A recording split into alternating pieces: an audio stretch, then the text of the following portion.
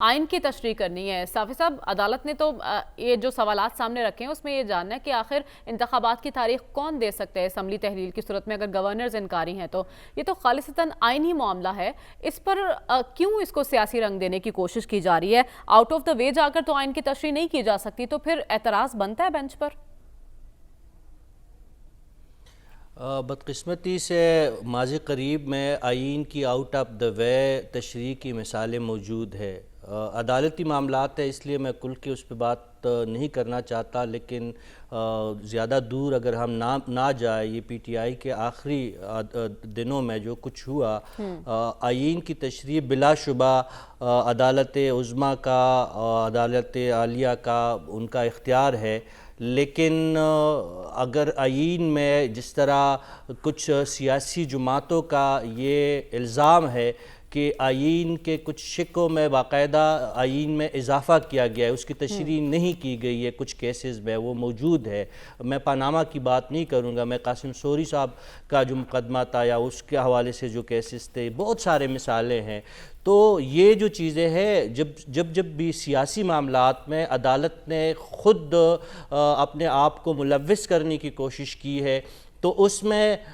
پہلا نقصان تو سیاسی اداروں کا اور سیاسی اداروں کا سب سے بڑے فورم پارلیمان کی بے توقیری کی صورت میں سامنے آیا ہے، اور اس کے ساتھ ساتھ سیاسی لیڈروں کو اور سیاسی جماعتوں کو ان ججوں کے خلاف ہرزہ سرائی کا بھی موقع ملتا ہے جو ان کے حق میں فیصلے صادر نہیں کرتے۔ تو اس کا یہ مطلب ہرگز نہیں ہے کہ عدالت ہاتھ پہ ہاتھ رکھ کے بیٹھ جائے، اور اگر آئین کے ساتھ کھلواڑ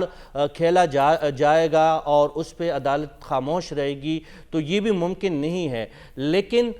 ایسے معاملات میں جب آپ پی ڈی ایم اور پیپلز پارٹی مل کے عدالت کے سامنے استدعا انہوں نے رکھی ہے کہ دو معزز جج صاحبان پہ ان کو اعتراض ہے بینچ کی موجودگی میں، تو ماضی میں تو نظیر یہی رہی ہے کہ اس قسم کے معاملات میں جب بینچ میں شامل جج صاحبان پہ اعتراضات اٹھائے جاتے ہیں تو وہ از خود جو ہے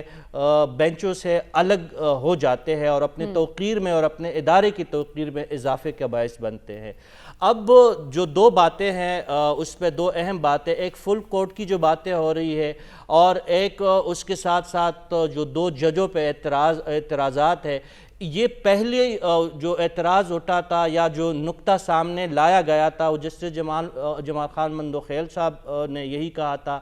کہ از خود نوٹس کے حوالے پر جو اعتراضات ہے،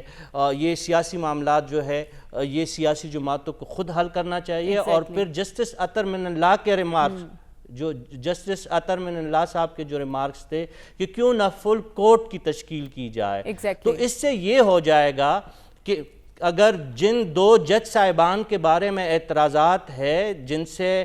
پی ڈی ایم اور پیپلز پارٹی کو ڈر لگ رہا ہے اور ان کو یہ گمان ہے یا یہ بدگمانی ہے کہ وہ ان کے خلاف شاید فیصلہ دیں گے، تو اسی طرح پی ٹی آئی کو بھی ان دو ججوں سے بدگمانی ہے اور وہ شاکی ہے کہ اگر فل کورٹ بنے گا، جو سینئر جج صاحبان ہیں اگر وہ فل کورٹ میں شامل ہوں گے تو پھر ان کا بیل جو ہے وہ منڈے نہیں چڑھ پائے گا۔ تو یہ تمام جو ہے سیاسی کھلواڑ ہو رہا ہے، اور سیاسی پی ڈی ایم کی طرف سے اور پیپلز پارٹی کی طرف سے بھی سیاست کھیلی جا رہی ہے، بالکل سیاسی کھیل جاری، اور اس کا انجام کیا ہوگا اس سے سب بے خبر ہیں۔